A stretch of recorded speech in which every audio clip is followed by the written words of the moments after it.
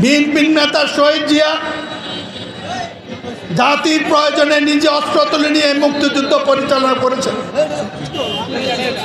জাতির প্রয়োজনে রাষ্ট্রের দায়িত্ব গ্রহণ করেছেন। কেউ তাকে পছন্দ করতে পারেন, কেউ তাকে পছন্দ না করতে পারেন,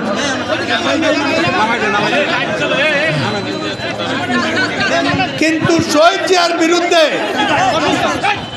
দুর্নীতির অভিযোগ দেওয়ার মতো লোক বাংলাদেশে জন্ম হয় নাই। দেশ নেত্রী বেগম খালেদা জিয়া তার মাসুম ছোট্ট দুইটি শিশুকে নিয়ে যখন লালন পালন করার কথা, জাতির প্রয়োজনে সেদিন বিএনপির দায়িত্ব গ্রহণ করেছিলেন। এরশাদের বিরুদ্ধে 9 বছর লড়াই করে 91 সনে বাংলাদেশে সর্বপ্রথম একাই 5টি আসন থেকে জয়লাভ করেছিলেন। তারপরের বার 5টি আসন থেকে জয়লাভ করেছেন, তারপরের বারও 5টি আসন থেকে জয়লাভ করেছেন। 3 বার প্রধানমন্ত্রী হয়েছেন।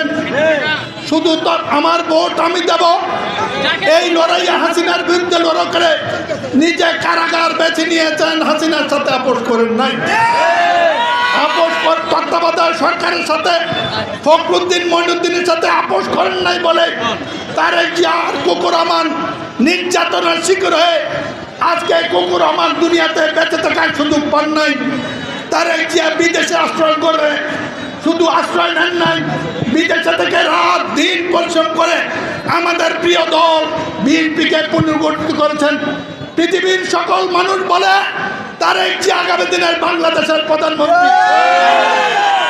বিএনপি 15 বছর যাবৎ লড়াই করে এই দেশে 1 লক্ষ লোকের নামে মামলা খেয়ে হাজার হাজার লোক গুম হয়ে, ছাত্র দল যুব দলের শত শত কর্মী গুম হওয়ার পরে এই দেশে যে বিক্ষোভ জন্ম হয়েছে, এটা হলো রাজনৈতিক আগ্নেয়গিরি। বিএনপি 15 বছরে যে রাজনৈতিক আগ্নেয়গিরি করেছে, তার মধ্যে গত জুলাই মাসে আমাদের প্রত্যাশা অনুযায়ী, আমাদের দাবি অনুযায়ী, আমাদের আকাঙ্ক্ষা অনুযায়ী ছাত্র সমাজ এই আন্দোলনে আগ্নেয়গিরি, রাজনৈতিক আগ্নেয়গিরিতে অগ্নিদাহ করে হাসিনার পতন ঘটিয়েছে। আপনারা জানেন আমার রাজনৈতিক বয়স এখন 60 বছর। এই 60 বছরে আওয়ামী লীগ দেখেছি, ছাত্রলীগের নেতা আমি ছিলাম, এক সময় জাতীয় পার্টিও খুব লড়াই করেছি। সব রাজনীতি শেষ। নেত্রী যখন এখন থেকে 2001 সালে আমাকে সোয়াগেজি মাঠে এসে বিএনপিতে যোগদান করালেন, আমি হলাম বিএনপির সর্বশেষ ছোট সদস্য। ওয়াসিম তারা আমার নেতা, কিন্তু এটা গর্ব করি আমি বিএনপি পরিবারের একজন সদস্য।